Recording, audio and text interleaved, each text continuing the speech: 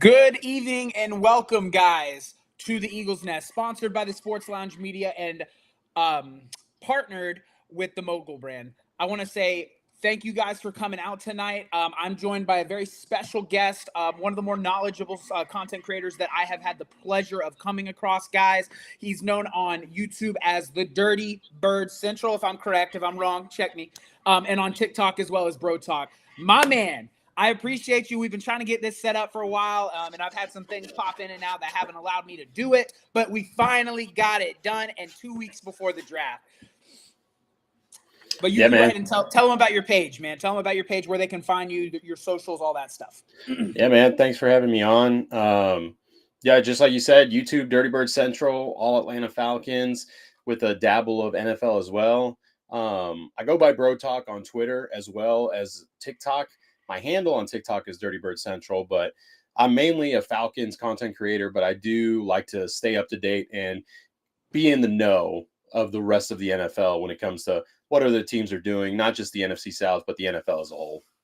Absolutely, guys. And I came across him as a young content creator, man, and he really inspired me to begin my journey, and that's why I'm really paying it back, man. Because I'm gonna be honest with you, and we won't get all mushy here, but he definitely helped me get into content creation. So I want to give a big thank you to Bro Talk. Very inspirational. He's a ball knower, and he likes to call things 50-50. That's where I get it for me. And tonight we are gonna dabble a little bit in the draft. Okay, it's 2 weeks away. We got to talk about mocks.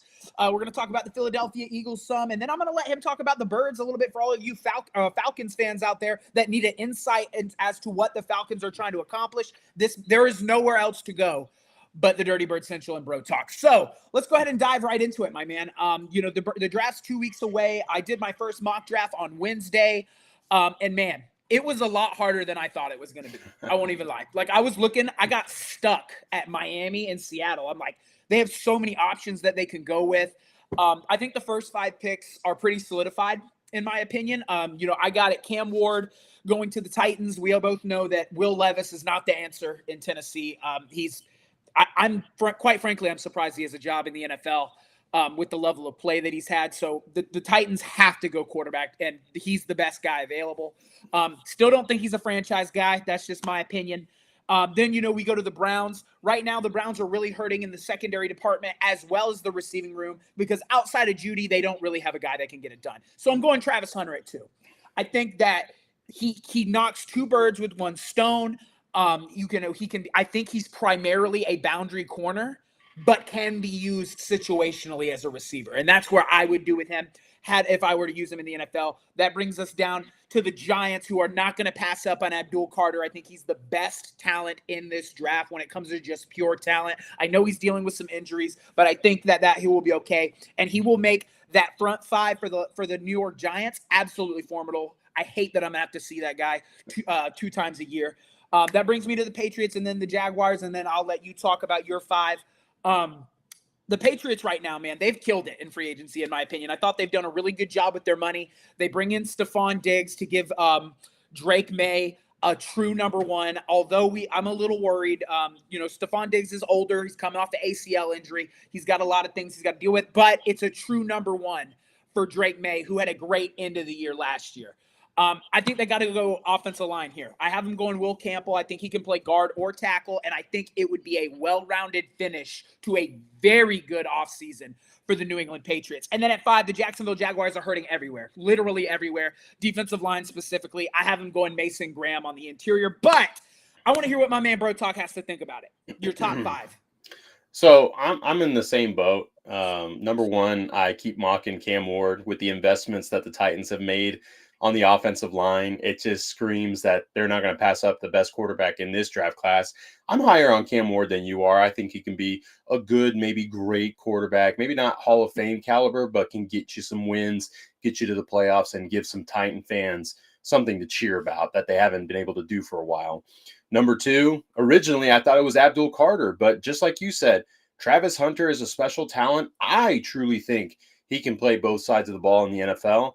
I think he's going to provide a lot. I think the Browns are going to look elsewhere for quarterback, whether it's in the later rounds, maybe a trade, Kirk Cousins, maybe something like Listen, I've that. heard that. I have heard that. I was going to ask you about that. Yeah, that there's been a large rumors, and there seems to be some truth to that, but it all depends on where they go. So if they don't go quarterback in day one, we could see something like that happen. At number 3, for the New York Giants, I've gone back and forth. I would think they would go Abdul Carter because he is the best edge rusher, but don't be surprised if they go with someone like Armand Membeau, right tackle out of Missouri. Offensive line has been one of the worst things that they've had. Andrew Thomas is one of the best tackles in the league. Evan Neal didn't work out. They need a replacement there to anchor both sides wherever they go with quarterback. Don't be surprised if they pass on Abdul and they go offensive tackle in Armand Membeau. But for me, and with the Patriots, Armand Membeau would be the spot if he's not taken by the Giants. But then there's been some whispers that Jalen Walker from Georgia could be the guy. Mike Vrabel is very fond of him. Mike Vrabel playing linebacker himself, more of the outside linebacker spot. Some people comparing him to a Jamie Collins or Willie McGinnis, someone he played with. So that could be something. I think for the Jaguars, every time I look at it, I don't think they go anywhere else other than Mason Graham. I think Mason Graham is a Jaguar unless something completely haywire happens where they decide to go with someone that they have higher on their board. So that's my top 5. I couldn't agree more with the Mason Graham thing. I think he's the best available option unless they know something we don't, which could be the case. We're not in these offices and these meetings. We're as close as we can be. When it comes to the Patriots and the Abdul thing, it's an interesting take. It's the first time that I've heard it, but it makes sense. The thing with the Giants is I know the Giants to not make the smart choice. The Giants want to build their roof before they build the floorboards, right? Okay. They want to go get that quarterback. They want to go get that guy that can win right now, but it doesn't matter when that guy is under constant pressure, because I thought that Danny Dimes was serviceable in New York. He was athletic. He could make throws. The problem was he was constantly under pressure and constantly running for his life. Now, was he going to ever lead them to a Super Bowl? Come on. We knew that. But I think that, tackle would make a lot of sense. I have Armand Membeau going to the Jets because that's another spot. Yeah. I think Aaron Glenn seen the formula in Detroit and is going to try to do something similar in New York, because New York's in that same boat where they need to start from the floorboards, build those baseboards, and then go up. And that kind of brings us to this Raiders pick, man. This is the first pick I really struggled with, right? The Raiders right now, Tom Brady's done a pretty good job bringing in guys. Geno Smith comes in, and they have all the confidence in the world because he's been extended before he's even taken a snap for them. So I think that they're rocking with Geno, so that kind of squashes the Shadur Sanders to Nevada, in my opinion. And I think they got to go receiver or running back. Right now, I have them going T-Mac, but the more I've thought about it, I think next Wednesday I'm going to change and say Ashton Genty there. I think they'd have to go Genty. Running back I think running back talent right now is at a higher premium than receiver is in this draft, and they got to go best available. And then that brings me up to the Jalen Walker. We can go all the way down to the Panthers. I think that they're very high on Jalen Walker. I think he doesn't make it past the Panthers if he's not a New York Patriot, because Jalen Walker, in my opinion, is the best pure rushing off-ball linebacker in terms of pure rush skills. I like Jaheed Campbell better as an overall prospect, but I do think that Walker is the better edge rusher at the moment, purely just edge rushing. I'm not talking about all-encompassing things of a linebacker. Mm-hmm. So that's kind of where I have that going. And then we can get to the Saints after you kind of talk about your Raiders, Jets, and Panthers picks. Yeah, so for the Raiders, I've been Ashton Genty on them for quite some time. They could pull a surprise and go corner with someone like Will Johnson or Jahdae Barron out of Texas. Their secondary is kind of thin at this point. They lost a couple guys to free agency. They cut Jack Jones recently, so that could be a surprise pick there. But I think Ashton Genty is the safe pick for them. He's the best running back in the class. Agreed. You need help offensively. You have Jacoby Myers, you have Brock Bowers. You just signed Geno Smith, like you said. You extended him, you traded for him, and Chip Kelly loves to lean on that run, that RPO action that he's going to bring from Ohio State. You're familiar with Chip Kelly, former Eagles head coach.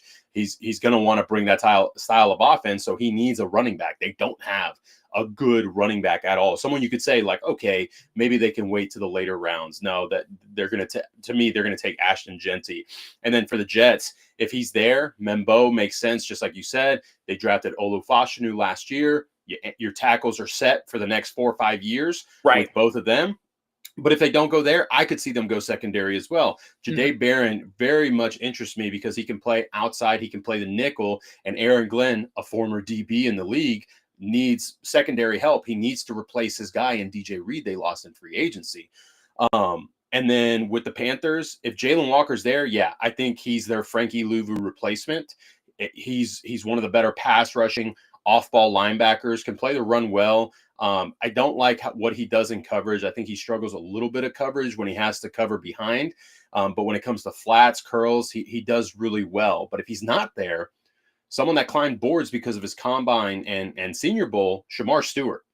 I think Shamar Stewart could sneak into there. That's his ceiling, I think, with the Panthers. Someone that doesn't have to be necessarily a starter right away, but could develop under the Panthers' defensive scheme and what they need and actually get him outside of the tackle versus where A&M had him inside the tackle.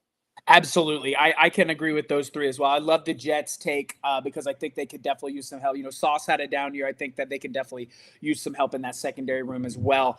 It's interesting to me because I think that I agree with you. Genty's the number one. I don't think Amari and Hampton will make it out of the first either. So outside of those two, it kind of leaves you with nothing, like in terms of like first, second round talent. Right. So I can agree with that. I'm going to take this time to say, guys, thank you guys in the chat. Welcome in. Like, share, subscribe. Go to our pages, man. All the NFL content that you can ask for is going to be here at the Eagles Nest, as well as Eagles content. If you need Atlanta Falcons content, guys, look no further than the guy to my right. That's where you need to go get it. Let's, the chat. Appreciate you guys in the chat, man, lighting it up. We'll get to some of that towards the end. Next, we're going to move on to the Aints, to the good old Aints, my man. A rivalry. I think they got to go corner. The Saints are hurting in the secondary right now. They just gave away what's his name? The kid that his name starts with an A. Alfonso. Adebo. Paulson Adebo. Yep, Adebo. He's gone. I wouldn't be surprised if they reached and took Shadur there because I don't know how much they trust Derek Carr. But I think they go corner, and that's where I'm going to sit. That brings me to Chicago. In my current draft, I had McMillan going at 6. I think Chicago would go Genty or running back, and that's kind of where I'm going to sit with that. Yeah, for the Aints, they're kind of a wild card team because they really could go anywhere. The Kellen Moore, you're familiar with him. He takes over, and he's got some pieces to play with. The Aints dealt with a lot of injuries on the offensive side of the ball, and defensively, they're very, very old, like one of the oldest teams. They brought back a couple older vet guys. They signed Justin Reed. Things that they could do, honestly, I think they could surprise people and take another offensive lineman in back-to-back years.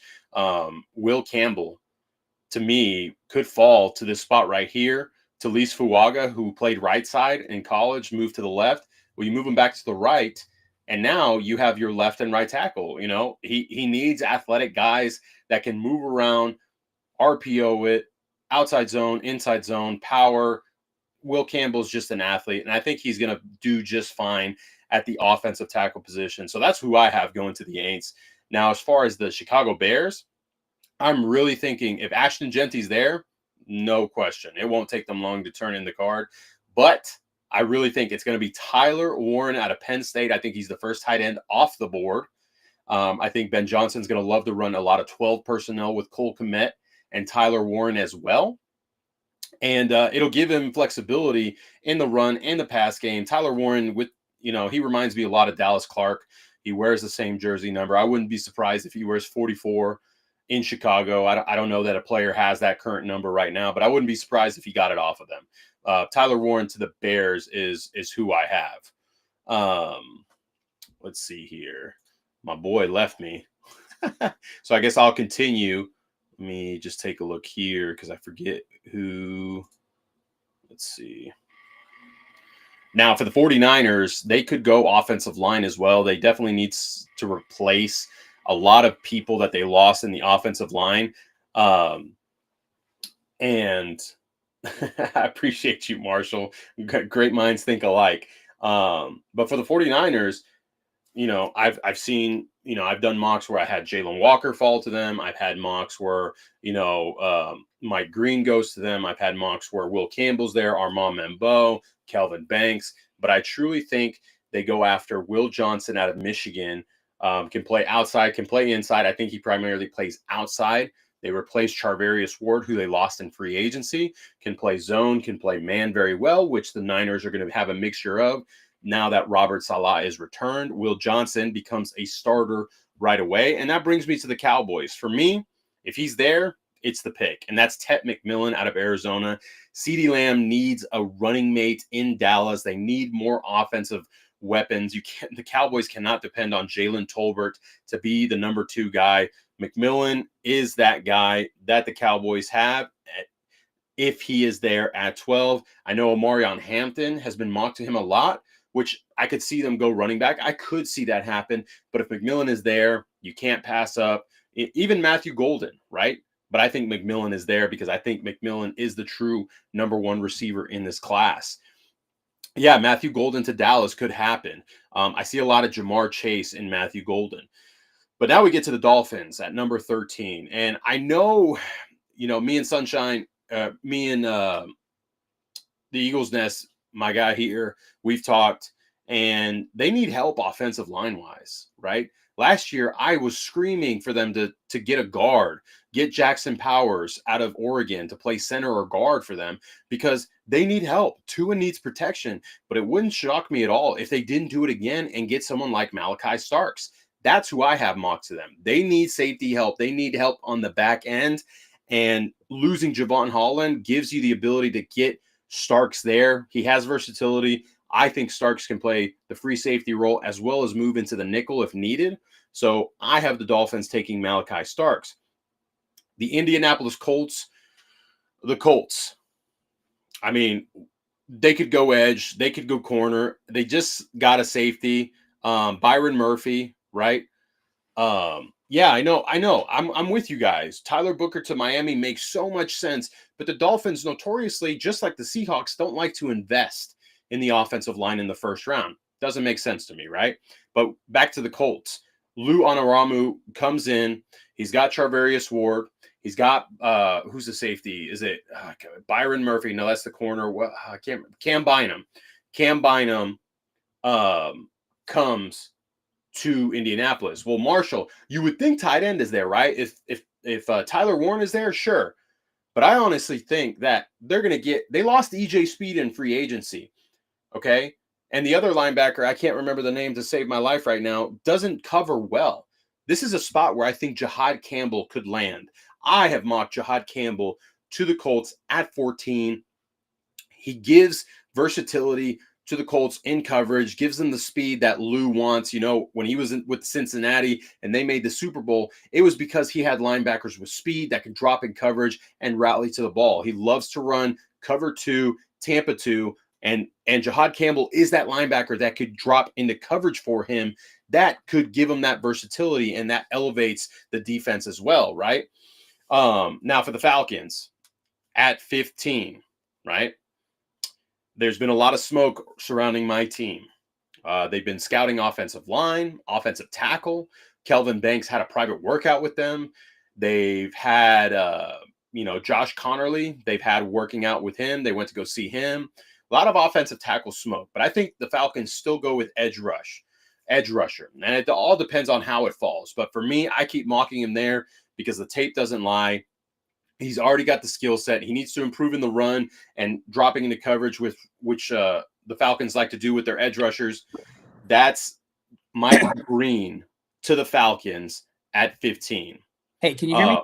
Yeah, I can hear you. You good? I apologize. My internet shut down and it kicked me off. No, you're good, man. I just finished up on the Falcons at 15. I went through 11 through 15 on the from the Niners to the Falcons. So with the Falcons, I think Mike Green is the guy, because he doesn't have to be a 3-down player right away. Okay. Kind of like Nolan Smith for the Eagles, kind of coming in on key pass rush situations, and then develop into a starter, because he's good, not great against the run, which he could develop in his first year. And then he also needs to learn how to drop into coverage, which the Falcons like to do from time to time with their edge rushers, with simulated pressures when they like to send Caden Ellis and this year Divine Diablo, who's now a Falcon this year. So who do you got? Yeah, no, okay. So to pick back up where I had with the Bears, first of all, I do have Mike Green going to the Atlanta Falcons as well. I like him a lot. I think that he's one of the most talented edge rushers in this draft in terms of pure athleticism, especially coming from a smaller school. The only problem is I know he's had his off the field issues, and Howie won't touch that at all ever. So he won't be an Eagle. But then of course you got to look at the Jalen Carter. Well, let me touch on that, because I have people that know people in the NFL. Okay. Mm-hmm. The whole Mike Green situation, it's all accusations. I don't know if you saw today, Isaiah Bond actually got arrested on an actual sexual assault. So he has criminal record on him. Mike Green has none of that. There was never a case opened against him. What was gathered in high school, he was an 18-year-old boy that had relations with a 17-year-old girl. Okay. Dad was pissed off because he found out and, made the accusation. And the same thing happened in Virginia. He was a boy. It wasn't like it was all consensual, right? And it was just people on the outside that were pissed off trying to get him in trouble. So he decided to leave Virginia, the UVA, and then go to Marshall. And then he's been clean ever since. And he's very open about it. That's the thing. And a lot of teams before the combine, before us, the public knowledge knew about it, all NFL scouts and GMs and everything, they already knew. They were looking into it and talking to them and all that good stuff. Okay, yeah. So then, and I did hear that it was purely accusational. Like I didn't see any official cases open. So that's why I had him, because I was going to have him slide. But no, I think he makes a lot of sense for the Atlanta Falcons. I think the Atlanta Falcons' detriment from last season was the fact that they didn't have a consistent pass rush. It really hurt them. Because I thought, when you guys were undefeated in your division, and I was like, yeah, they're running with it. They're literally dominating the NFC South. But I have Mike Green there. We'll reverse work. For the Colts, I have them going Tyler Warren. I think they need tight end help bad. If they don't go Tyler Warren, I could see them possibly trying to add additions to the offensive line. Maybe they go Zabel, who can play both tackle and guard, or Banks. Both of those guys are interchangeable. You move up to the and see, if you want my honest opinion, I think the Colts have a quarterback issue. Anthony Richardson was too raw to get when they got him. They reached way too far for him, and I'm a Gator. I'm a Gator. So when they took him, I was like, they're going purely off of his athleticism, not off of his ability to throw the football. And then you bring in Danny Dimes, and what has Danny Dimes done in New York to lead you to believe he's going to be a franchise centerpiece? So they have quarterback issues, but this isn't the draft to answer those issues, in my opinion. You go up to the Dolphins. The Dolphins need interior O-line help like they need air. And then on top of that, their left tackle just retired from the NFL. So I think that safety and offensive line are the two places the Dolphins have to go. And if I'm going to be honest with you, I would go OL before I would go safety, because you can get some of these other safeties in the second, especially because it's not like they're 25th, 26th, they're 13th. They're somewhere in the middle. And a lot of those guys I don't think the safeties are going to get picked clean badly in the second. So I have them going Booker, but Tyler Booker, I think I'm going to change that. And I'm either going to go Zabel or I'm going to go Banks, because I think Zabel and Banks can play guard or tackle, which make them more valuable to the Miami Dolphins. And I don't necessarily know that Tyler Booker is a top 15 talent. I think that maybe at worst Seattle could take him, so I might change that. You go to the Dallas Cowgirls. Let me tell you what. The Dallas Cowgirls have so many issues, but Zach Martin just retired. Dak Prescott can't win in the playoffs. You name it. It's an issue in Dallas.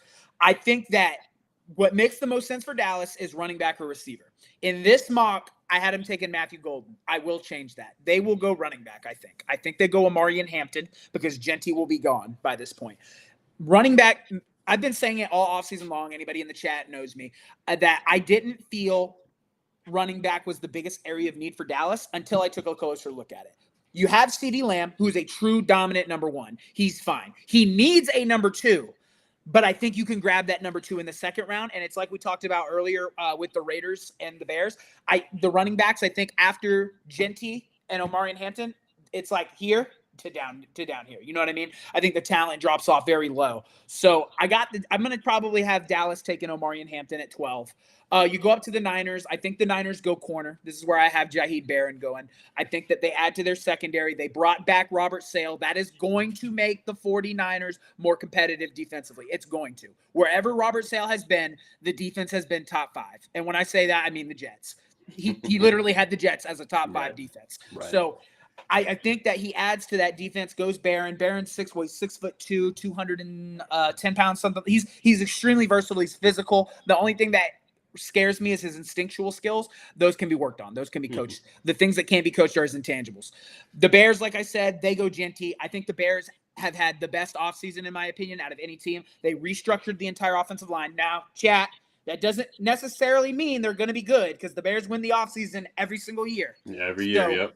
They have to gel. I think Ben Johnson can get that group to gel. So you take the offensive line, you completely restructure it. They've added some pieces to the defense. You can get D tackles and linebackers later in this draft. Go running back. Get Caleb Williams his weapon. And the Caleb Williams excuses to anybody who is a Bears fan in here, they stop. They're done. It's over with. He has to prove he was a first overall pick next season with Ben Johnson. And then that brings us back down to the Falcons. I'll let you continue off. Yeah, so the Falcons, I took Mike Green, like we talked about. Pass rush has been a notoriously key issue with the Falcons. Since the mid 2010s.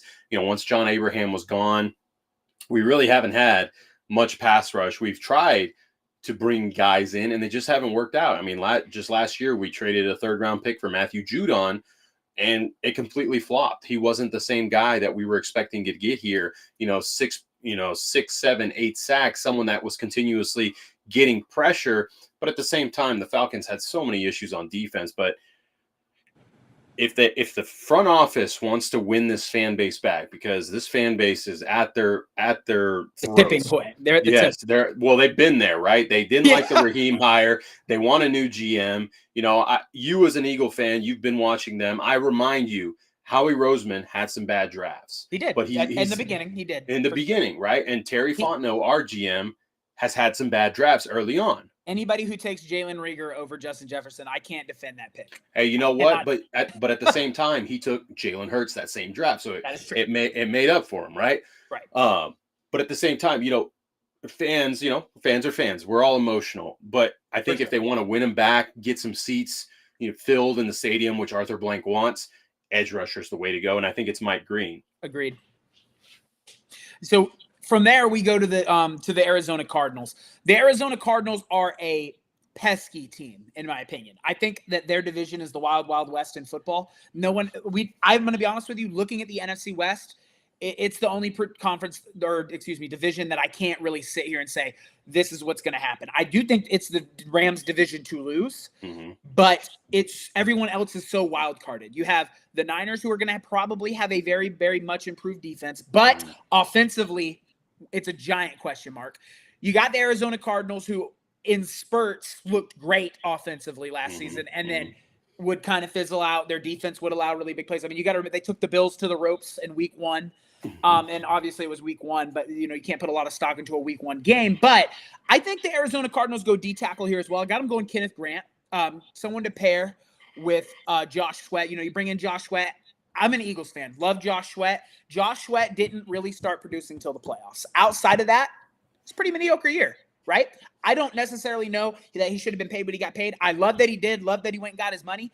In my opinion, I think they may have reached a little bit. So you have Josh Sweat, who has now got to be your guy. He's got to be your dude at edge. Go get you a dominant defensive interior guy in Kenneth Grant and add to a defensive line that needs a lot of help. I think they could also possibly go, maybe linebacker safety here, Jaheed Campbell, but they've got some other young pieces, I do believe, at linebacker. They have the what's his name?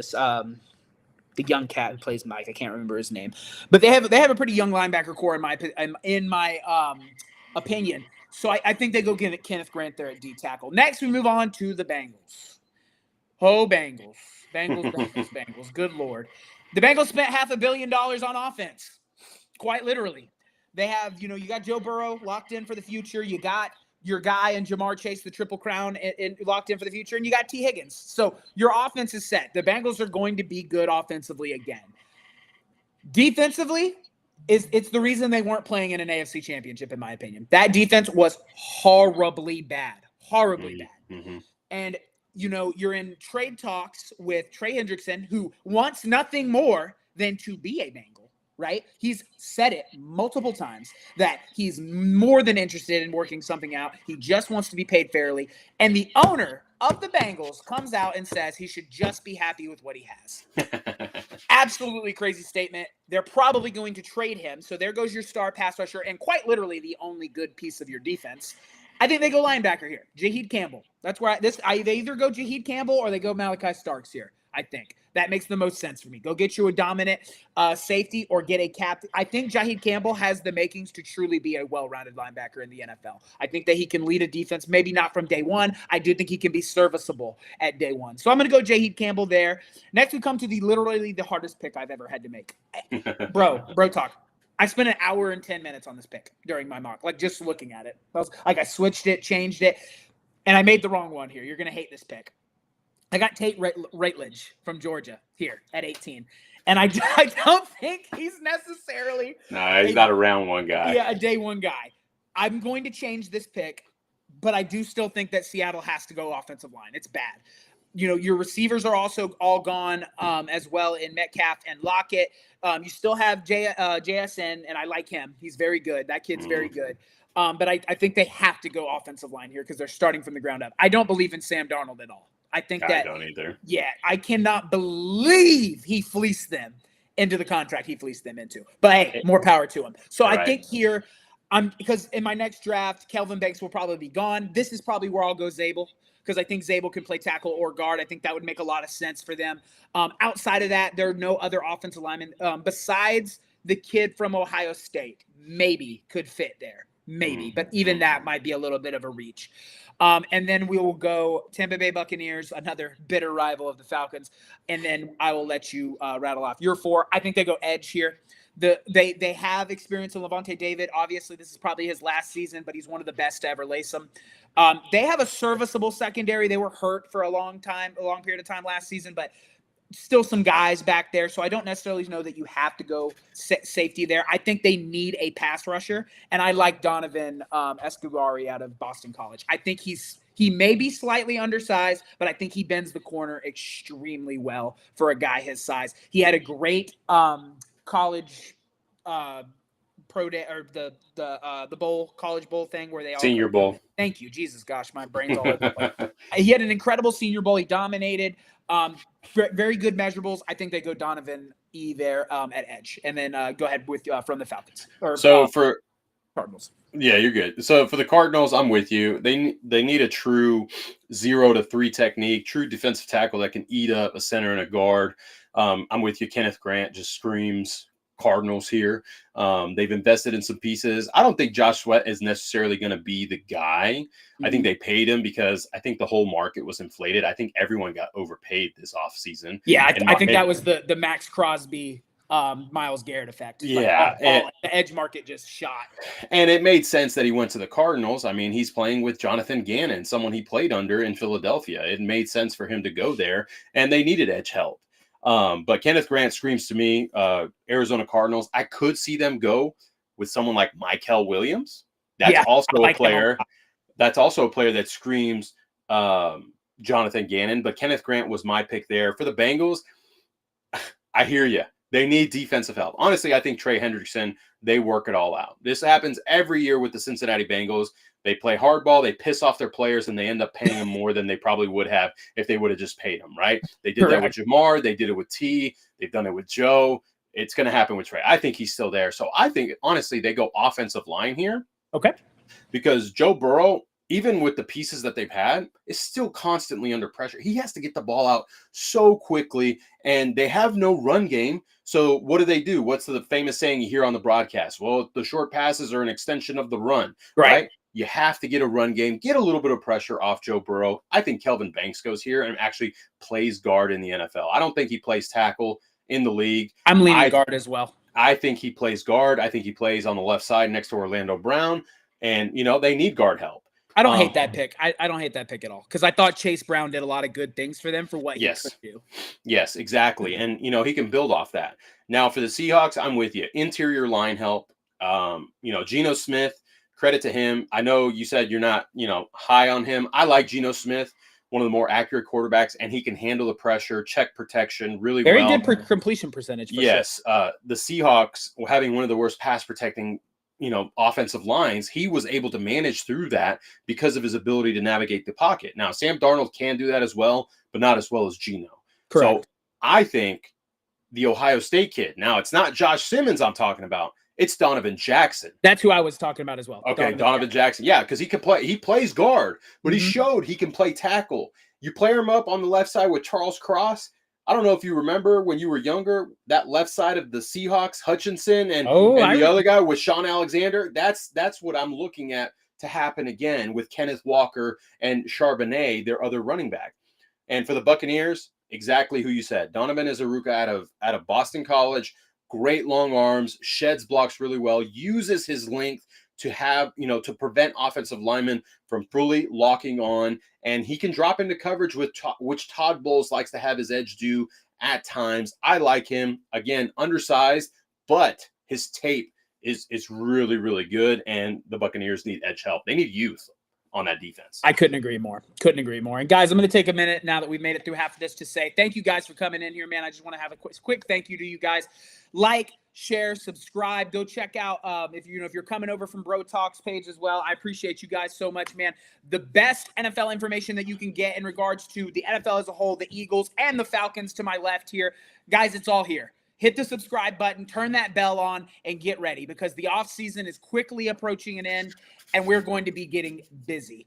Busy. Very excited. And I also want to say thank you to the Sports Lounge Media. You guys see me rocking it on the shirt for taking a chance on me and, giving me the support that I need. Guys, some huge things coming out of the Sports Lounge Media in this next year. We're going to have guys going to games. We're going to be out at the Super Bowl in San Francisco. We're going to have our own red zone. There are so many things happening with the Sports Lounge. I want you guys to go check it out if you have a minute.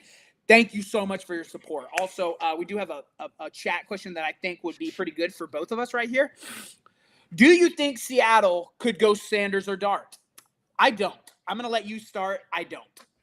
I don't. If they didn't, they could shock us, right? The Atlanta Falcons shocked everyone last year after paying Kirk Cousins all that money and taking quarterback.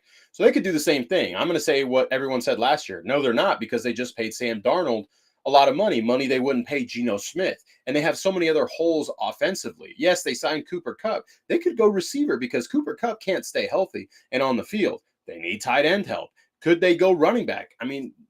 So many holes. Seattle has so many other problems right now, and exactly. This is what I think. You guys know how I feel about Sam Darnold. Everybody who's on my page and follows me knows that I am the biggest anti-Sam Darnold guy. He doesn't get it done when the lights are brightest, but he's still more serviceable in this next season than either Sanders or Dart. I would probably still go with Sam Darnold over both of those guys right now. So I think Seattle's fine. I don't think long-term they're okay at quarterback, but I wouldn't reach and take a quarterback at 18. So I agree with Bro Talk. I think they have way too many other holes to fill to be worried about quarterback. Next, we got the Denver Broncos. And I'm going to be honest with you, Bro Talk. I'm big on the Denver Broncos. I think on paper, they're one of the best, if not the best defenses in football. Obviously, that doesn't always translate to the field, but I do think they're going to be a very good defense. I have them winning the AFC West.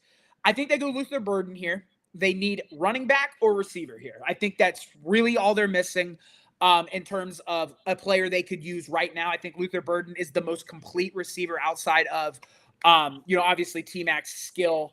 And Matthew Golden is a speedy downfield guy, but I think Luther Burden can either play X for you or slot. And I think you could do a lot of interesting things with him in motion as well. So I go with Luther Burden here. Next up, the Pittsburgh Steelers, and I got a lot of hate for this one on my morning TikTok live. So much hate, in fact, that I was amused because the Steelers could go running back here, but I think Omarion Hampton and Genty will be gone. So I don't necessarily know that it makes sense for them to do that. And also, chat, who's throwing the football in Pittsburgh right now? You know what I mean?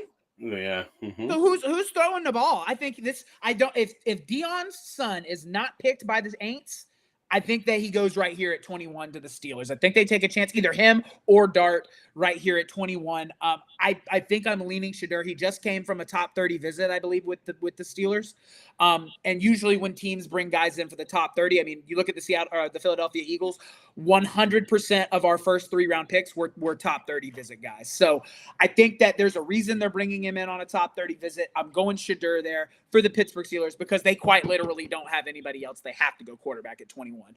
I mean, you could possibly take Milroe later, but Milroe's so raw. He had a turnover issue in college.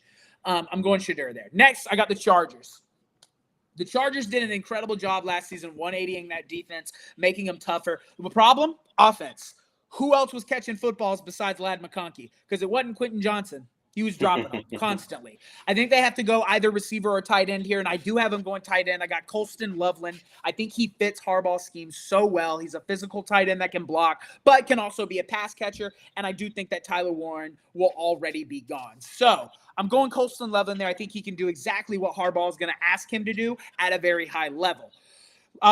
Lastly, before I turn it over to you, I got the Green Bay Packers. I think the only thing that makes sense is receiver. They don't have a true number one receiver. All of their guys don't stay healthy. Christian Watson's usually out. Romeo Doubs is good, but is he a true number one? Has he done anything to show us that he can be a true number one? No. I'm going to Mika Ibuka here. I think that he is one of the better receivers in this draft. And at this point in my draft, McMillan and Golden are already gone. So I'm going to go with Mika Ibuka there. I think that he, outside of those other two, and Luther Burden, obviously, he's also up there. I think the receivers this year are all very interchangeable. You can kind of take them. It just depends on what the scheme fit is. And I'll go ahead and turn it over to you. You can go Broncos to Packers. Yeah, so for the Broncos, I actually have Colston Loveland going here. Sean Payton being the play caller, he loves to highlight his tight ends. He's had Jimmy Graham, Jawan Johnson. They could go wide receiver. They could go running back, but I truly think Colston Loveland would be the guy here. A safety outlet for Bo Nix, who likes to throw it underneath a lot. And Colston Loveland with the ball in his hands is really dangerous. For the Steelers, this is where I actually had a really ballsy trade by your team. Okay. By the Philadelphia Eagles. I actually had them trading up from 32 to 21 to land themselves Walter Nolan out of Ole Miss, defensive tackle. Jordan Davis is on a contract year. You need to replace Milton Williams. I know Ojomu, the kid out of Texas, you guys like him, but is he a starter? No, I think he's a rotation piece. I think he comes into the game, makes a couple plays throughout the season, but he's not truly a guy. And Walter Nolan pairing up with Jalen Carter would be one of the nastiest interiors in the league. Yeah, scouts and top executives say he has Jalen Carter traits. He's not at his level, but he has traits and ability to eat up blocks and just wreak havoc. So that's why I think if he falls outside of the top 20, how he makes that call and makes a ballsy move to trade up and get someone like that. So at 21 with the Eagles, I get Walter Nolan. I don't hate that at all. For the Chargers at 22, Golden out of Texas here. The way he runs routes reminds me a lot of Jamar Chase. I'm not saying he's Jamar Chase, but the way he moves throughout the field and is able to catch the ball and just make things happen, that's what that screams for me. And, they re-signed Mike Williams. He's your outside guy. Ladd McConkey is truly a slot. That's where he really wreaked havoc when he was in the slot. You can have Golden and Williams on the outside, a sprinkle of Quentin Johnson, just kind of be a downfield threat. Doesn't necessarily have to get the ball. That's where I think the Chargers go. And for the Packers, Michael Williams, they need edge help. They need run support. He's already, to me, in my opinion, already going to be an elite run defender. He's got the traits, right? We talked about that with Shamar Stewart. He has upside as a pass rusher, but he needs to develop. But he's more of a pocket collapser to me. Opposite side of Rashawn Gary, the Packers defense is that much more scary, especially with Luka Van Ness that they drafted a couple years back. It's not really paying off. He's not on the upward trajectory that you would want a top 15 edge rusher to do. So Michael Williams to the Packers for me. I don't hate those. I don't hate those at all. I think that, the Broncos could definitely go tight end. The only reason I really stayed away from it is because they just paid Evan Ingram. Now, I know Evan Ingram is a little bit older. So obviously he's probably not the long-term answer. That's why I went receiver there. And then I don't hate the 21 trade up. And I think that we definitely could be due some interior defensive line help. I do think that we need service in the secondary right now at safety because of all the departures. but I don't hate interior D line. I think I'm going to be honest. A lot of people. Uh-oh. My dog's caught. I'm going to say this while you do that. Chat. Don't be surprised if a former Falcon signs with the Eagles. And I'm talking about Justin Simmons. There's your safety help. I want him like I want air. We'll get when we get to the Eagles portion, I'll get to that because I would love Justin Simmons to reunite with Vic Fangio. But we'll go down from the Vikings. This is where I have Walter Nolan going. I know the Vikings are pretty good at D tackle, but I think Walter Nolan is that good. I agree with you. I think as a pass rushing 3 technique, he is dangerous. The only problem he had last season was really double teams. He didn't handle the double well, specifically in games when he probably should have, I think. But that's something you can work on. And especially, to go back to your pick, if he is in Philly, he's probably not going to have to worry about being double teamed all that often because Jalen Carter exists. So I don't hate that. But right here, I have him going to the Vikings. I think the Vikings get him and are terrifying defensively next season with that addition. Next up, we got the Texans, and the only place Houston goes is O-line. They got rid of their best offensive lineman in Tunsil. I know he had an offsides issue last season, but he was their best offensive lineman. And I know they brought in some serviceable pieces, but none of them scream that, it's going to help C.J. Stroud, who was the most sacked quarterback in football last year, if I do recall. So I think they go – this is where I have Kelvin Banks going here. If Kelvin Banks isn't available, they go Zabel. If Zabel's not available, they go Josh Simmons. That they have to go tackle here. I think they have to. Or an best available offensive lineman. Next up, this was my big trade. This one, I'm going to be honest, came from a desire standpoint, not an analytical standpoint. Okay. So my second mock draft will have a more realistic trade here. I have the Eagles trading here to 26 to get Malachi Starks. I think that you grab him, plug him in the secondary with a guy like Justin Simmons who comes over and adds veteran leadership. I think Malachi Starks is the best safety in this draft. It's either him or it's the South Carolina guy, and I'm leaning Starks because of his ball skills and measurables. So I think Philly answers their safety issue here.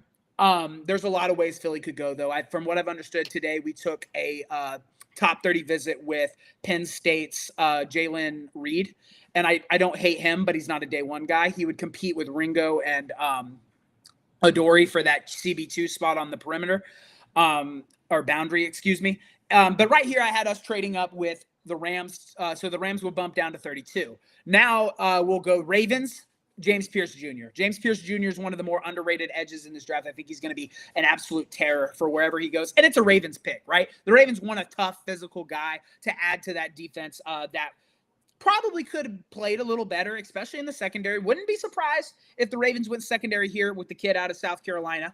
I cannot say his last name. I'll butcher it. Emanwari. Oh, I said it right, too. I said Emanwari. Let's go.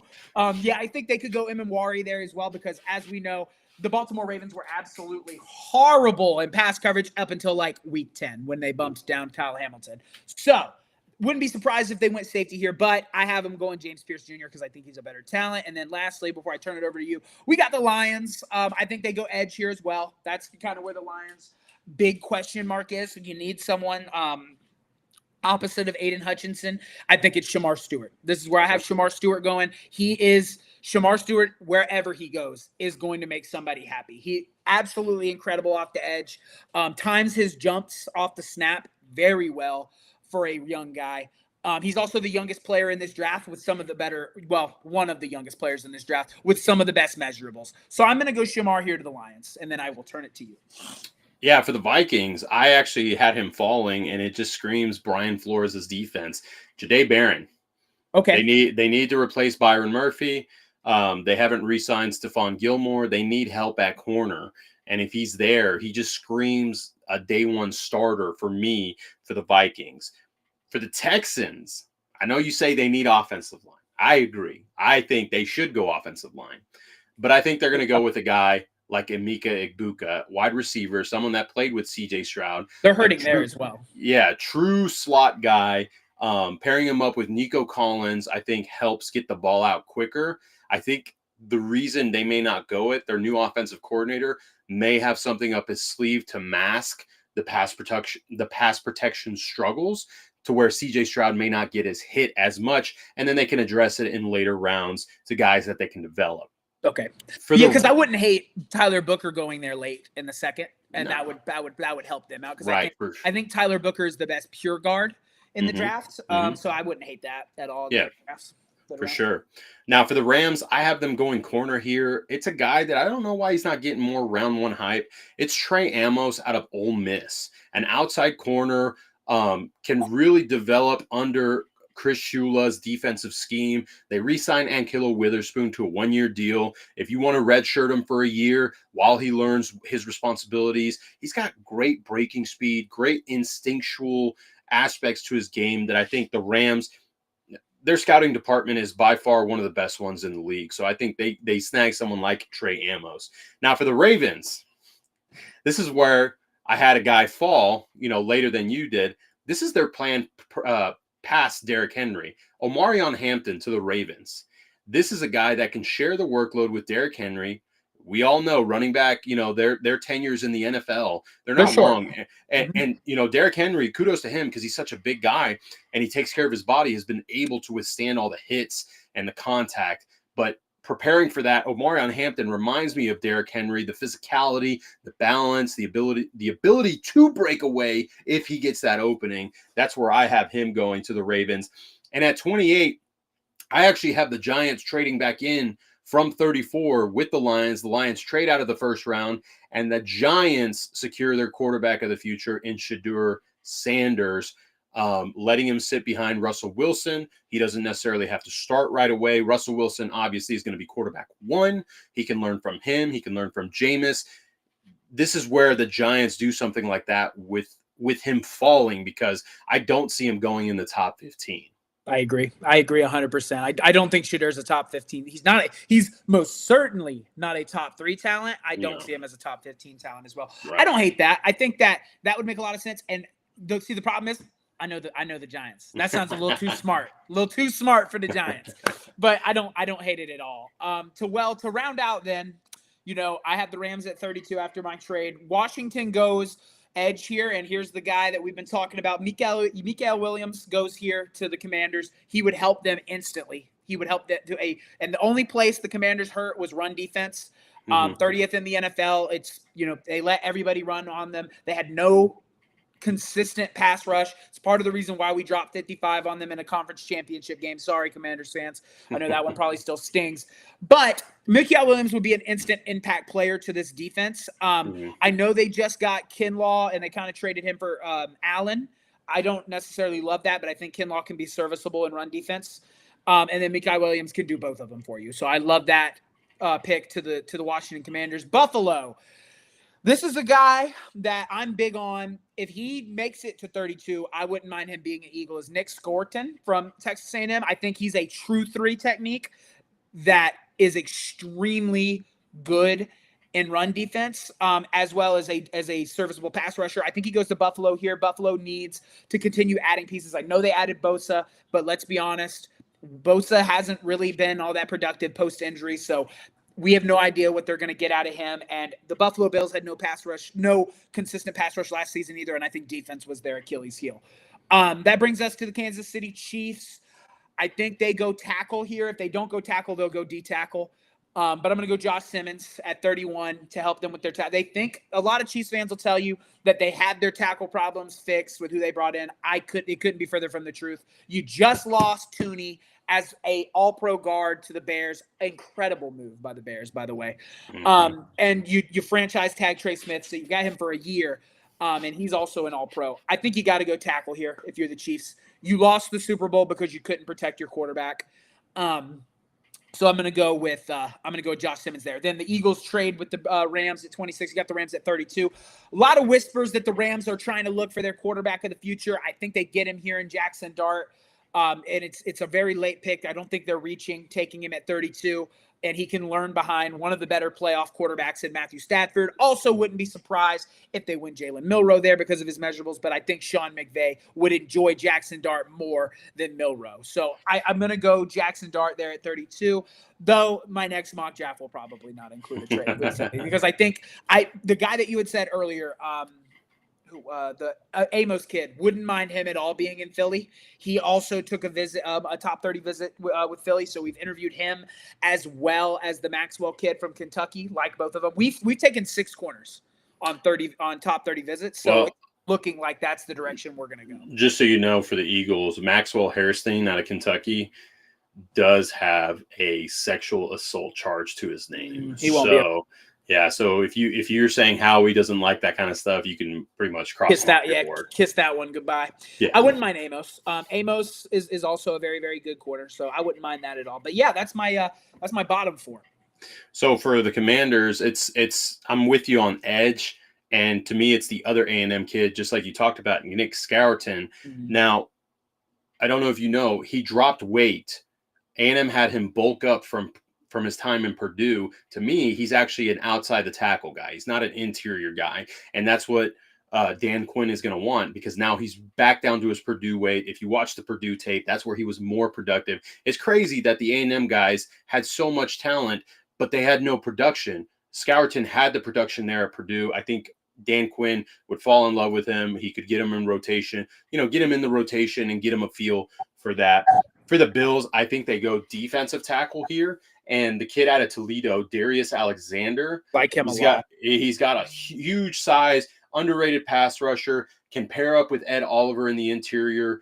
They can, if you can pass rush up the gut, that's where a quarterback's problem is primarily because they can't step up into the pocket. Right, exactly. And they've got decent edges. They can address, there's plenty of edge depth in this class that they can address it in round 2. Absolutely. But Darius Alexander, to me, screams Buffalo Bills. And for the Chiefs, I do think they go defensive tackle because they lost a couple guys to free agency. Mm-hmm. Derek Harmon out of Oregon can play the 1 all the way to the 5. Him and Chris Jones, I think, would be a solid core piece. He's another underrated pass rusher guy out of Oregon. His issue, though, in Oregon was wrapping up and tackling. He was constantly in the backfield. He just couldn't tackle. You coach him up on that, I think it's fine there. That was my other guy for the Chiefs as well. Perfect. And then at 32, with the Steelers now at 32, Jalen Milroe out of Alabama. That makes sense. The reason I say that, and I didn't think he was going to be a first-round guy, he got an invitation and accepted to be in the green room for this year's draft. Now, we've seen Will Levis, not make it in the first round and being there. The thing about it is the NFL has said they are limiting the amount of spots. So I think they're only going to have 12 to 15 players there in the green room, where they've had over 30 in the past couple years. Wow. What does that tell you if you're going to be in the green room? That means you're supposedly going to be a first-round guy. And to me, he screams Steelers. I do think Aaron Rodgers ends up signing. He ends this whole circus charade. Arthur Smith loved him. And Jalen Milroe can just redshirt a year or two, the true Jordan Love career arc, where he can develop his his passing ability.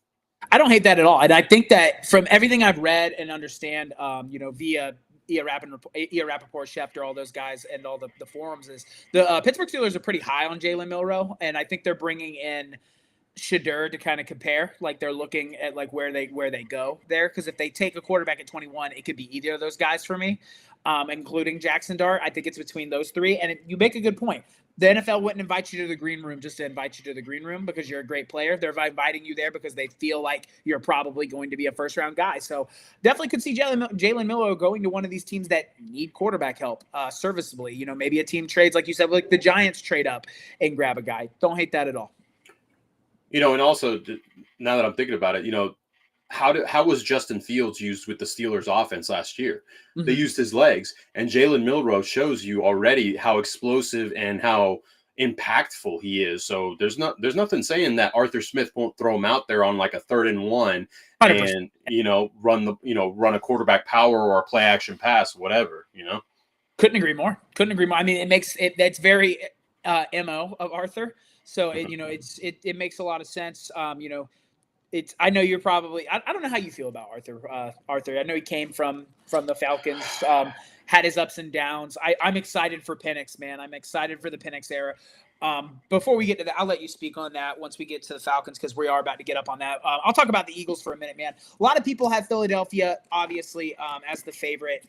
Us Eagles fans that are a little more level-headed, understand how difficult it is to go back-to-back in the NFC East. It's extremely difficult. It hasn't happened in 10 years. We've been trading back and forth with Dallas over the last 4, and I'm going to go ahead and tell you right now, a lot of Eagles fans don't have Dallas. They're not that high on them. I see no reason as to why Dak Prescott cannot compete for that second or first spot in the NFC East. I know that sounds crazy coming off the season that they just came off of, but if you look at history, Dak Prescott is very good versus the East. Very good. He's 11-2 versus the Commanders, 9-4 versus the Eagles. I don't know his record versus the Giants, but I know he's 33-4, I think, overall versus the NFC East. So there's no reason for me to believe that Dak Prescott can't find success in the regular season. And prior to the 7-10 season, when he went down, they were 3-5.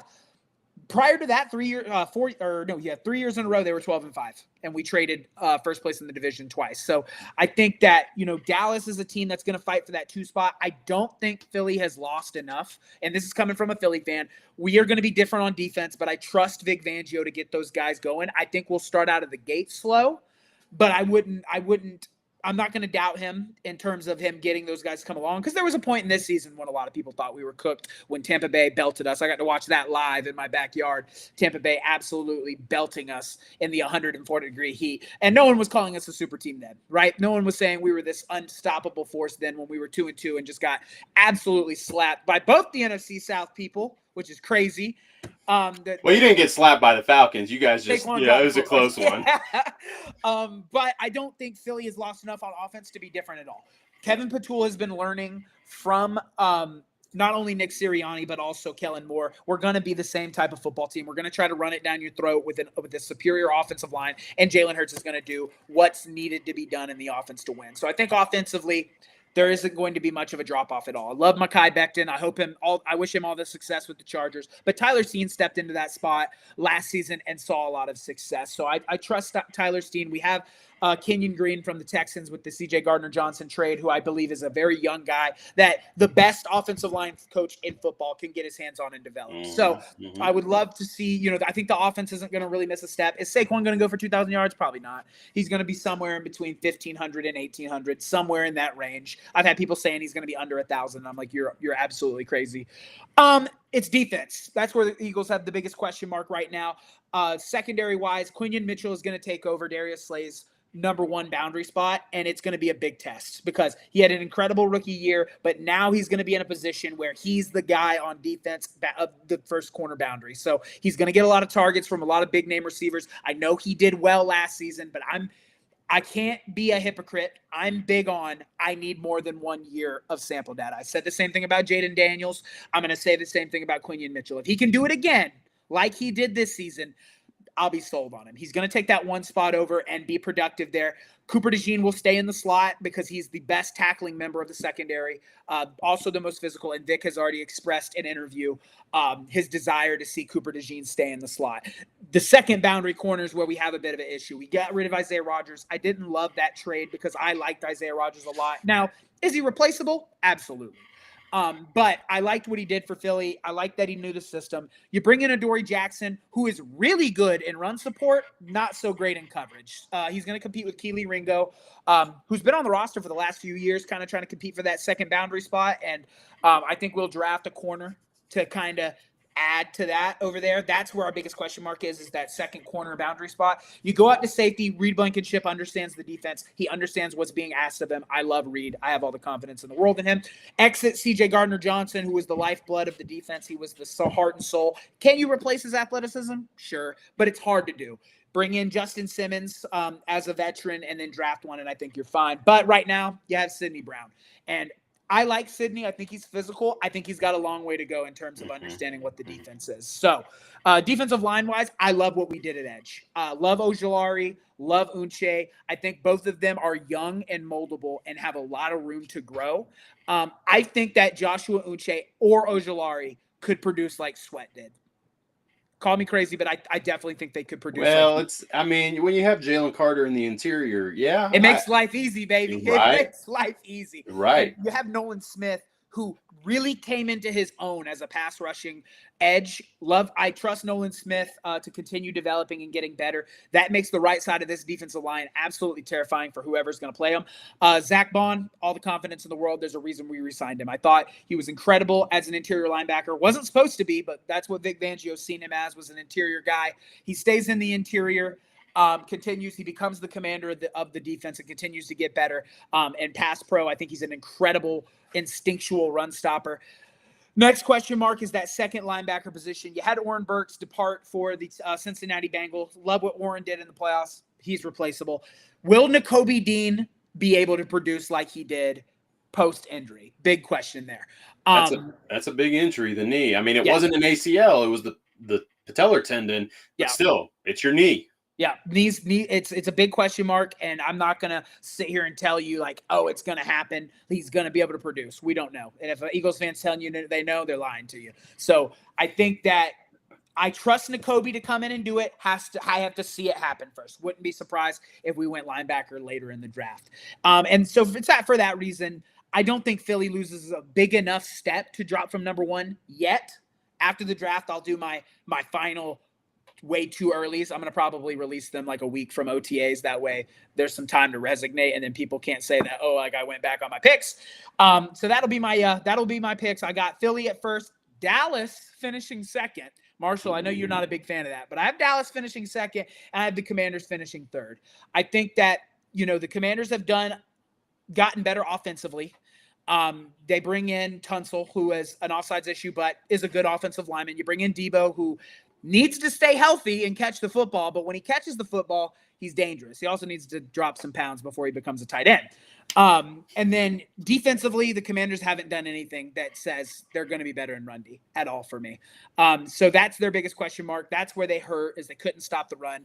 And they haven't done anything yet that tells me that they're going to be able to. So I have them at third because I think that Jaden Daniels now has film on him. He will take a step back. It happens to every quarterback. I don't think it will be to the level of C.J. Stroud because he has a better offensive line than Stroud had, but I do think he'll take a small step back. And then I have the Giants at 4 because while they have answered secondary questions, offensively it's just too much of a question mark for me. So I'm going to keep the Giants at 4. And with that, guys, if you're with me and you've been with me, we don't really talk NFC South that often. So I want to give Bro Talk a chance here to talk about the NFC South, the Falcons, that division, because we play the freaking Buccaneers we play the NFC South champions every year. So I like to learn about the NFC South. Yeah, I mean, I think the NFC South is going to be competitive once again. I think the biggest improvement that you'll see is from the Carolina Panthers. They did it last season where they added a whole bunch of offensive help. Bryce Young took a step back, came back in, and showed why he was the number 1 pick. Defensively, on paper, they look pretty good. They look like they filled some holes. I think the only question mark for them is their, second corner on the boundary and their linebackers. What can they do there? But other than that, they added so much beef into the trenches because they were, if not the worst, a bottom 5 rush defense. And they have to deal with Bucky Irving, Bijan Robinson, Tyler Algier, Alvin Kamara, some of the top running backs in the league that can, take it to the house at any given moment. So they wanted to emphasize that. I think Dan Morgan and what they're doing in Carolina, they're doing great things. I think they could be a wild card this year. I honestly think it's going to be between the Falcons and the Panthers, who, what it comes down to, because offensively for Atlanta, they didn't change. They lost Drew Dahlman. A lot of Falcon fans were kind of losing their mind. We just lost a top 5 center. In my opinion, he was a top 5 center because having an all-pro guard next to him in Chris Lindstrom. Lindstrom makes him and Caleb McGarry better. Ryan Nuzeel was in there when Dahlman was on IR. He played 8 games. Was he as good as Dahlman? No, but he did well enough to where we were able to still win games, move the ball offensively, and not lose a step. Now you upgrade at quarterback with Michael Penix Jr. You get a little bit of a sample size. I still want to see more. I see the vision. I see what he can be. Now it's a matter of building chemistry with the offensive line, the pass protection, and the receivers, because he is a lefty. A lot of drop balls in the games with him because of the different spin. A lot of people like to say, well, it's still throwing football. Yeah, it's a different spin. when you're used to a right-handed quarterback for so many years and you go to a left, it's just completely different. And I think they fixed that issue there. So I think we'll be a top 10 offense once again this year, maybe top 5. I'm not going to say that just yet because I want to see, Right. the first couple weeks, a sample size there. I think our offensive coordinator, Zach Robinson, in year 2 takes a leap, takes a step in the upwards, trajectory. Right. And honestly, he may be a coaching candidate by the end of next season. I'm a big offensive line guy, so just real quick, I love Lindstrom. I love him as a guard, or he's a guard, right? Right guard? Yes, right Yeah. guard. So I love him, and I love him in space when he's pulling. I think he's one of the most dangerous guards. And I played offensive line in college and in high school, so like I watch it differently. I absolutely love the position. It's my favorite position in football, and I think his hand placement is so freaking good in space that I agree. I think he made Drew Dahlman look a little better than people thought. Now, and to Drew Dahlman's credit, he goes from one All-Pro guard to another. To a two-time Super Bowl champion. Yeah, right. So it won't look like he'll lose a step because he's got some good guards surrounding him. So it looks, it'll make the Bears look like, oh yeah, we fleeced, these guys were geniuses. Yeah, right. Exactly. So I think we'll be okay there offensively. I think we'll be able to put up points more than we did last year, actually convert in the red zone. That was where the Falcons struggled when Kirk was in at quarterback, even with Penix towards the end of the season, red zone issues, red zone play calling. I think that's where we take the next step. Now, defensively, you look at the Falcons. That's why they lost a lot of their games, right? They gave up 40 plus to the Vikings. They, gave up 40 plus to the Panthers at the end of the season, but they were competitive at some points in the year. I mean, they were competitive against the Chiefs. They were competitive against the Eagles. They were competitive against the Chargers, the Commanders. Like, we were competitive against some of the top teams in the league. So it is there. Do I think we got better defensively? No. Do I think we got worse defensively? No, because you replaced a guy with a guy. You bring in Divine Diablo from the Raiders to replace Nate Landman, who is now in LA. He's a great coverage linebacker, great speed, converted safety to linebacker. What Jeff Ulbrich, our new defensive coordinator, wants. He wants a guy that can cover a lot of space quickly, and you usually get that from safeties that are turned linebackers. We were targeting Jamian Sherwood from the Jets, someone that he was familiar with, but he re-signed prior to the window opening. So the next guy up was Diablo. I mean, already by his name, he should make the Pro Bowl. Do you know what Diablo means? Yes, sir. It means devil in Spanish, yes, right? He's a devil on the field. So that's, we're not expecting him to be a Pro Bowl guy. We just I liked him with the Raiders. I Yeah, thought Diablo was a very, very good linebacker. I thought he was good, just not great, right? And a Right. lot of the coaching staff, what they're going to have to do is coach these guys up. In the secondary, Justin Simmons didn't work out.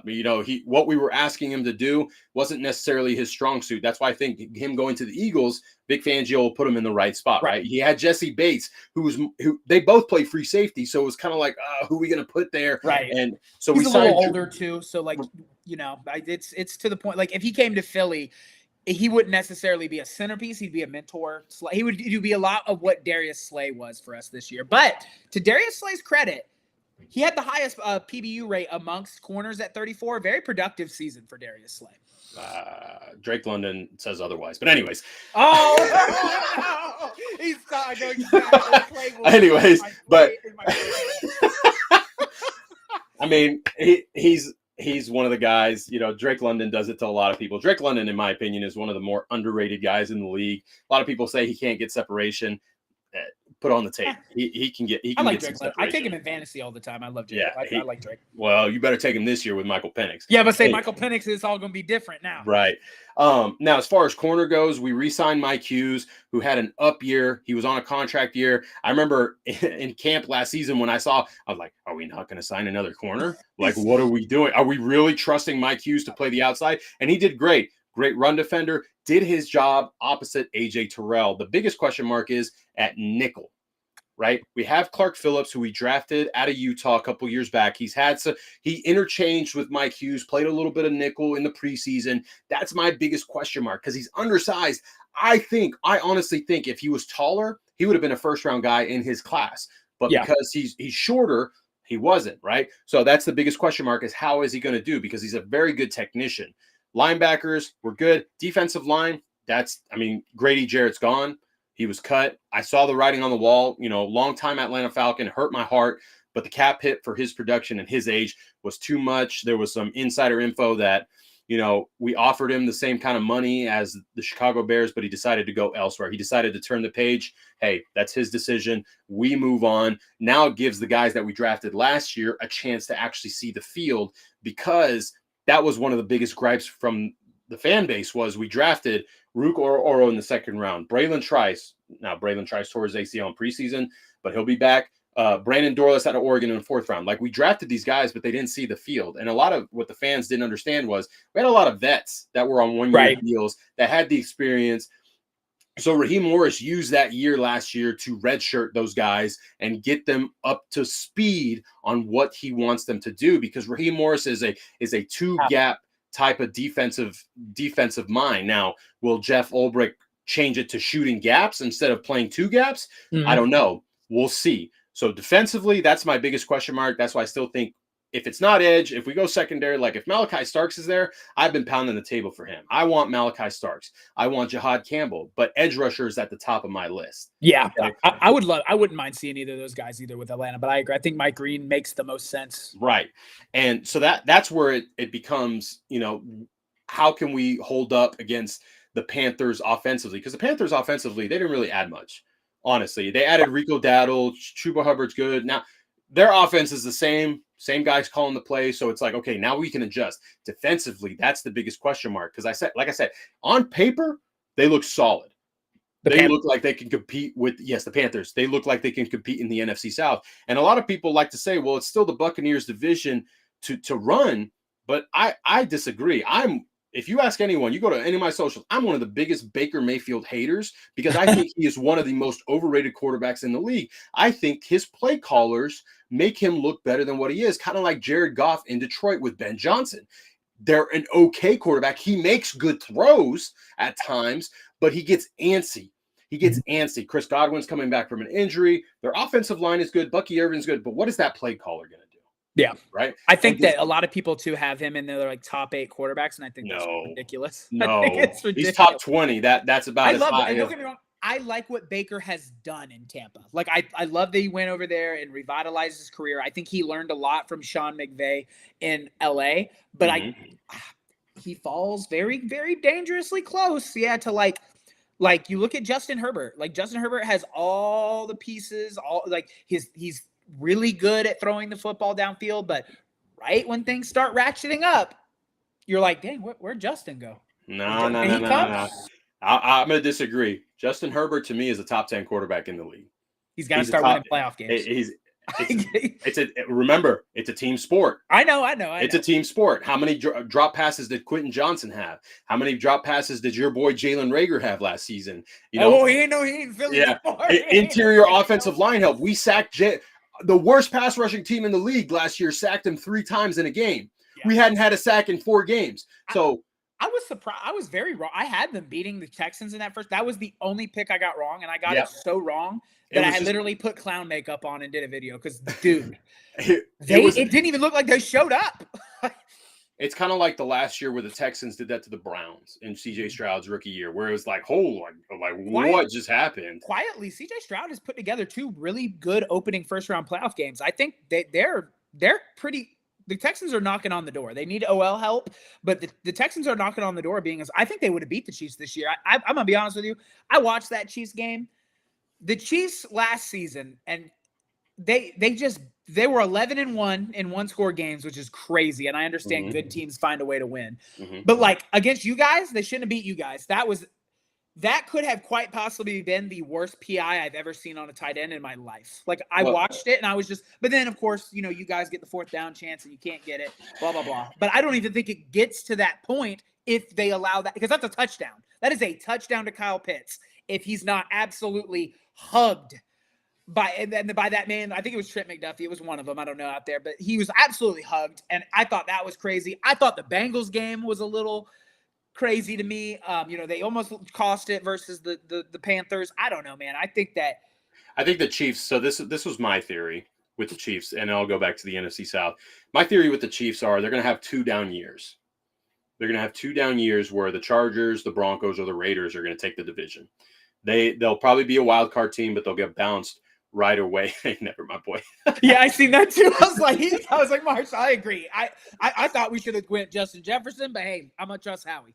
I think the Chiefs have 2 down years, and then they kind of bounce back from there. Yeah. So I think the Chiefs are not going to make the Super Bowl for a couple years, but they'll be back. They are the Patriots of this era. They will be back into the Super Bowl. But back to the NFC South, I think honestly, I don't want to sound biased, but we're right there on the cusp. We didn't get better, but we didn't get worse. I think the Falcons edge out a tiebreak with the Panthers.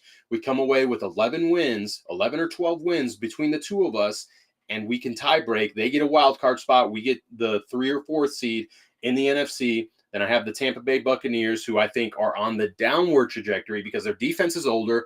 They pressured the most in the league, but when the pressure didn't get there, they were the worst in pass defense. Ask Kirk Cousins on Thursday night how much he liked playing Tampa Bay. My guy, my guy Chosen. He's one of my. He's with the Sports Lounge Media as well. He said it all end of the offseason. He said that Tampa Bay Buccaneers were the most inconsistent team in football, and it really showed up in that wild card game versus the Washington Commanders. So I agree. I have the Falcons probably winning this division as well, with the Panthers being competitive.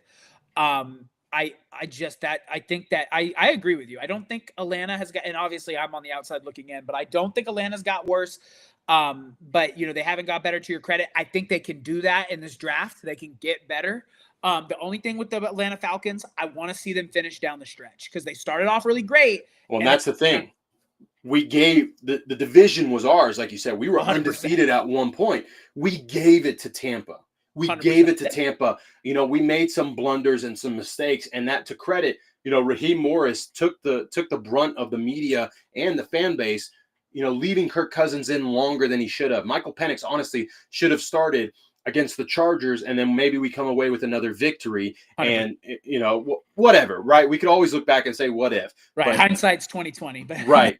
And then for my last place, I think the Aints, as good as Kellen Moore, I think Kellen Moore may be a little way in over his head unless he builds a good staff. I haven't really looked at his staff, but their defense is old. New defensive scheme coming in. And offensively, Derek Carr, I don't know why he gets so much praise. He's one of the worst quarterbacks in the league. Yeah, I'm not a Derek Carr. He's nearly gotten Chris Olave killed so many times. Chris Olave needs a fresh start. I honestly projected him to get traded for a 5th rounder to the Chargers. Yeah. I see Derek's a CTE ball thrower. He'll throw his receivers into absolute concussions. The dude does not care. You've had Michael Thomas said it, literally came out and was like, I hate catching footballs from that dude because he doesn't care. Tom Brady played in an era where he had to not throw, because Ray Lewis would have just ended your career if you caught it over the middle. So Tom was like, I had to be cognizant of where my receivers, I can't throw them in there because they'd get killed. Derek Carr, he doesn't care. And whoop. He doesn't care. And, Aints fans try and come at me and say, we're going to win the division. Even Cam Jordan on Good Morning Football saying like, we can win it. Like, what? Dude, you are that old. Huh? Yeah, you're this old up here. Dude, he's been irrelevant for the past 2 years. Caleb McGarry on the Falcons is his daddy. He does not allow a single sack. And Caleb McGarry is the worst pass protecting offensive lineman we have, and he locks up Cam Jordan. So there's delusion in New Orleans until Mickey Loomis, the GM, finally says, okay, enough of the restructures, enough of the void years on these contracts. We just need to blow it up. We're going to be bad for 2 or 3 years. They're not going to be this competitive team. No. They're not. God, no. When they started last season, had their great little start. They beat a bad Dallas team. They got us early when we weren't really clicking. We beat them, but it was obviously a slugfest. Right. But I don't know. The Saints are not. That's like when Dak went on and was like, I don't want to be that guy when the other guy's holding the trophy, but look at the tape. And yeah, you're right, Dak. You are 9-4 versus the Eagles. You're very good. How many NFC championships have you been to? You're 2-6. You had a season where you had 2 1K rushers and a 1K catcher, and you couldn't get it done there either. I obviously Dak Prescott is a better quarterback than Derek Carr, but it just rings this craziness where Dallas fans every year we come around and they're like, this is it. This is from someone outside, right? Okay, I'm gonna make you mad, We're Okay, I all hope in you're ready. Let's get it. I hope you're ready. This is my quarterback I rankings know what for the NFC East. You're going to get so mad. 1, Jaden Daniels. 2, Dak. 3, Jalen Hurts. And 4, Russell Wilson, I guess. And that's not Jalen Hurts is a good quarterback. He's a good quarterback. But when I look at the quarterback play, right, in itself, Dak Prescott, I'm a Dak defender because he gets way too much hate. He is a good, sometimes great quarterback. Mm-hmm. But I do agree he makes mistakes at the worst moment, which you could argue Dak and Jalen flipping because Jalen has gotten really good of limiting the mistakes. Yeah. But if you watch last year, if pressure was in his face, that's where the mistakes screamed out. Week 2 against Atlanta at the end of the game. Even in the Super Bowl, he got pressure through his only pick of the game. The deep one. But that was, right? I think that was more on the guard obviously got beat, but I in Dallas as well, he threw 2 in Dallas where he's limited it because early on, that was the big thing about Jalen. People were like, he's a turnover machine. He doesn't read the field. Jalen Hurts struggles after his first read. And I'll say that as an Eagles fan.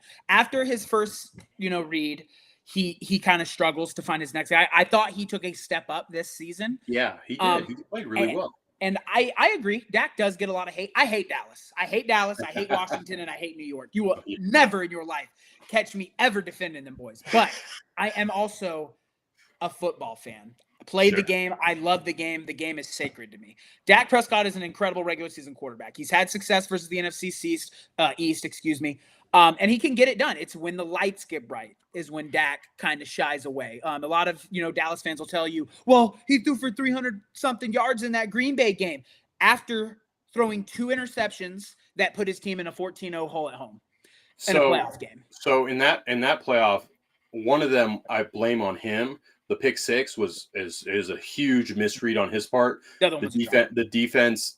Well, the other one by Jair Alexander, his receiver gave up on the route. Yeah. And Jair Alexander just bodied him to the ball. Like little Jair Alexander, like, come on, what are you doing? But the only thing I can give you Dak, I will hear an argument for Dak being that guy in these. Jaden Daniels has only played 1 season. I can't give Jaden Daniels 1 because like I said earlier in the pod, I've been critical of Jaden. I think Jaden is the future. I think he will give Washington the opportunity to possibly play in a Super Bowl one day because I think Jaden Daniels is that good. I need more than 1 year because after 1 year, obviously he had the best rookie season we've ever seen out of a rookie. I give him that. He was incredible. I think that next season he takes that step backwards, and that's not me saying that because I hope we beat the Commanders or whatever it is. I really, truly think that he takes that step back, but he could prove me wrong. He could come out, sling that thing, and if he does, I'll give him his. I promise you. You follow me on I'm sure me and you will meet up at some point in the season. If we've got to come on here and say, "Hey, man, I told you," I'll stay. I'll sit in the paint. I will sit in the paint. But right now, Jalen. See. Let me tell you this. This is how I explain to people the quarterback debate because I know everyone loves to give their top 5, and obviously we're all different, so all of our opinions are going to differentiate. I think there's 3 ways to evaluate the quarterback position. You can evaluate it. Hey, come here. Don't whine. Big old Rottweilers, big. No, you're good. But I think there's 3 ways to evaluate the quarterback position. You can evaluate it on purely statistics, which a lot of people like to do, numbers. You can evaluate it on accolades, what they've earned, whether that be all pros, MVPs, Pro Bowls, or you can evaluate it on their ability to win big games, like how they perform in the big moment in championships. That is how I evaluate it. I understand it's a team sport, but the quarterback is the catalyst of the offense. The offense does not run without the quarterback. I think he has the biggest say in the offense, and I think you could agree. So I evaluate the quarterback position on your ability to win in the playoffs and your ability to win championships, because at the end of the day, that's all that matters to me. If Jalen Hurts never wins an MVP ever, I'll be okay as long as he's winning championships. But if we're looking at it from purely a statistical standpoint, technically it's got to be Joe Burrow. Because Joe Burrow statistically is better than all of them, except for Patrick Mahomes. Patrick Mahomes is at 1. Patrick Mahomes is at 1 in all 3 of those categories, and it's not necessarily close. He's got an 80% win percentage in the playoffs. He's got 3 MVPs, and he's got the numbers. So Patrick Mahomes is the number 1 quarterback in the NFL, even after this Super Bowl loss. After that is where it gets muddy for me, because I tell a lot of people all the time, yes, I'm going to take Jalen over Lamar. And they're like, why? Like, that's crazy. Because people love to create hypothetical situations rather than just look at what we have. Look at how Lamar has played in the playoffs. He's got a 37.5 win percentage. I know it's a team sport, but he has not played well in those playoff games. I know that Mark Andrews dropped the ball, and he should have caught it. If Mark Andrews wants to be considered one of the best tight ends in the game, you catch that football, because Isaiah likely would have caught that football. But outside of that, you have a fumble earlier in the game. I don't think it equated to anything, but it took a chance to score away from your offense. Fast forward, interception that led directly to 7 points. Those are the kind of things you cannot do and be considered an elite quarterback, in my opinion. And don't get me wrong, Jalen's. A lot of Eagles fans love to go back to that Super Bowl and say, oh, the hold, and it was a horrible call. But Jalen fumbled earlier in that game, and that changed the course of the game. That mistake at quarterback changed the course of the game. Just so you know, I'm not a homer. I look at everything objectively. Well, I look at my biggest thing, and the reason I don't look at all, those three things as the three things, I take those into account, but I also take a look at how they play within the game. Mm-hmm. Because I had someone that was continuously smeared throughout his entire career in Atlanta, and Matt Ryan. Never won a Super Bowl, won an MVP, got to 2 NFC title games, got to a Super Bowl. Won an NFC championship, though. Won an NFC championship. Had one of the best passer ratings in Super Bowl history, a clean sheet. But ask me if he won a Super Bowl ring. And that's why I always go back and say it's a team sport, because his defense failed him miserably. Him and Julio. Julio's catch on the sideline would be considered one of the greatest catches in Super Bowl history had the Falcons won, but everyone forgets about it because I still to this day wanted y'all to win that game worse than I needed air. Like, I wanted y'all to win it so And obviously I wanted to win it. And I had family and friends texting me that it was over at halftime, but in my own mind, it's like, well, we have, you got to remember who's on the opposite side. And to this day, Matt Ryan would probably get a little bit more respect. Mm-hmm. Like you said, because of the accolades, he had a Super Bowl. He would have been Super Bowl MVP. 100%. And, that would have put him in that conversation. I still think he's a first ballot Hall of Famer because of what he could do to the field, because of what he did to the offense, immediately making an impact in 2008. His first throw in the NFL was a touchdown. Yeah. That's how impactful he was. He had that clutch gene, but he played with bottom 5 defensive. Yeah, and I can see your point. And that's why I can see your point to that. When I say championships are what matter to me. Like, at the end of the day, I feel we get together every year to see who's going to win the Super Bowl, not who's going to win the MVP. And there's just too many people that are like, the MVPs matter, the All-Pros matter, and at the end of the day, they really don't. The only thing that matters is, did you win a championship or did you not win a championship? Now, I see what your point, though, by saying, like, your defense failed you, because they did. They essentially failed them. It's just, at the end of the day, it's the rings for me. I'm going to ask you one thing. You know who Trent Dilfer is? I do. And people bring this up every time. Trent Dilfer, one of the greatest of all time, right? Because he won a Super Bowl, right? Joe Flacco, one of the greatest of all time, right? He won a Super Bowl. Joe Flacco is good. Joe Flacco is better than people give him credit for. But I'm taking those guys over Lamar. Why? They've done it. Lamar hasn't. Once, and don't get me wrong. Hold on, bro. Bro talk, stay with me. When Lamar wins one, the conversation changes. That's the beautiful thing about it, is while these players are playing, it's ever evolutionary. It can change. Well, if my prediction is correct and the Chiefs have 2 down years, him and Josh Allen and Joe Burrow, this is their window to get one of those. Kind of like when Peyton Manning took advantage of when, Tom Brady had a down year and they didn't win it. Who else won it? Joe Flacco won it that one year. Those opportunities. So I agree. 100%. I agree. This would be the window to win it.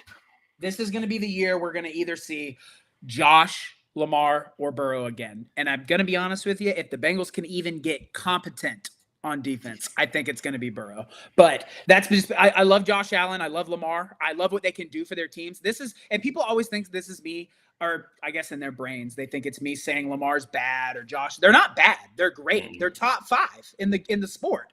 But I think it all depends on how you evaluate the position and what's important to you when evaluating the position. Because pure mechanics, Justin Herbert's very good. Probably could be top 5, but he's 0-2 in the playoffs and has had 2 very poor showings. I mean, one was a absolute collapse in Jacksonville. And I went to sleep during that game because I was like, Jesus, these dudes are just whopping. I started doing housework. I remember waking up and I was like, are they in overtime? And I was like, what? And then in this last game, he threw 3 interceptions. I think that Justin Herbert, and this is the season we could see it. We could see Justin Herbert get some weapons and hopefully start playing better in the playoffs. But, some quarterbacks that I just don't think – I think right now my top 5, and I know, 166 of you in here, you guys are probably cussing at your keyboards, but get ready. My top 5 as it stands right now on what is important to me, and that is winning playoff games and winning chips. You got to go Patrick Mahomes. He's the best consensus. If you have anybody above Patrick Mahomes, it's your opinion, but it's wrong. 2, it's got to be Jalen Hurts because of what he just did. Then I'm going Joe Burrow at 3. Then I'm going Josh Allen. Or no, actually, I changed this. I'm going Matthew Stafford at 4 because he's got a championship. Then I probably have to go Josh Allen at 5 with Lamar 6 on the outside looking in because Josh has performed better in the playoffs than Lamar has. I know it. It's hard to hear, but that's how I evaluate the position. All right, here you go. Patrick Mahomes, Lamar Jackson, Josh Allen, Joe Burrow, and then you can play around with number 5. I'll put Matthew Stafford in there because I think he is older, but he's still one of the best pure pocket passers. Yeah. Still has an arm. And then I'll piss you off even more. Trevor Lawrence is a top 10 quarterback in this league. That's fine. If you put Trevor Lawrence over Jalen Hurts, that will piss me off. But no, I don't. Okay. I don't do that. I was about to say you can put him at top 10. I'll disagree because I think Trevor Lawrence has had some opportunities, but actually, top 10, I could see top 10. We could hear that argument out, I think. On a different live. I'll definitely bring you back on and we can just talk that because this went way longer than I thought it was, and I love that it did because it's been very, very fun conversation. But I'll say it's 9:30. I got to go to work, and I'm sure you do as well. So, guys, I want to take a minute and say thank you everybody in the chat that came in. 166 active viewers right now, or however many viewers. Thank you guys, bro. You guys took time out of your night to come listen to 2 guys talk the sport they love, and I couldn't appreciate you more for it. Like, share, subscribe. Check out my page for all NFL Eagles things. Check out my guys' page for all Atlanta Falcons NFL things. There's nowhere else to go, guys. You're here. This is the spot. Also, check out the Sports Lounge Media. Like I said earlier in the live, guys, huge things coming from the Sports Lounge Media. Thank you to them giving me the opportunity to be able to go to some of these games in person, interview players, interview coaches, at least get in the ballpark to make this dream become a reality. And I thank them so much for that. We're also going to be out in San Francisco, Jesus, almost said Santa Monica, for the Super Bowl. We're going to be at events like the Pro Bowl in the future. We're going to be at events like the draft and the combine. Guys, we're going to have our own red zone. We have so many big things coming with the Sports Lounge Media, and I want every single one of you to be a part of it. So please go check that out. Bro Talk, my man, thank you for taking some time out of your evening. I know it took us a while to set it up. I had some technical difficulties at the beginning, but we finally got this done, man. I'm really glad we did. Definitely excited to have you back on, man. These are fun. It's starting to gear up. We got 2 weeks to the draft. And then after that, man, the offseason comes and goes quickly. We both know the summer comes and goes. And before we know it, it's August and OTAs are rolling around. So I'm excited, man. I'm excited. It's going to be a lot of fun. I think next season is going to be a very interesting season. It'll be interesting because I think we'll have some new teams at the top and right. We'll have some new narratives building. But yeah, man, thanks for inviting me. It's always a pleasure talking ball, hearing outside perspectives from someone that's not in the Falcons space. Mm-hmm. So yeah, we'll do this again. And yeah, I enjoyed every minute. And thank you everyone that was here. It took the time out of their evening to just listen to us talk. Yeah, man, it's incredible. Guys, if you're in the chat, type your teams in the chat, man. Type live viewer or playback viewer in the chat. I want to interact with you guys, man. It's you guys that make this thing run. So I want to get to your guys' chats, whether you're watching the replay or you're watching live. Thank you guys so much. Pro Talk, hang around here at the end of, and then we'll get up out of here. But guys, have an incredible night. Thank you for coming to the Eagles Nest. I will see you next Thursday where we'll have another guest as well on Monday at 7:30 or at 7 o'clock p.m.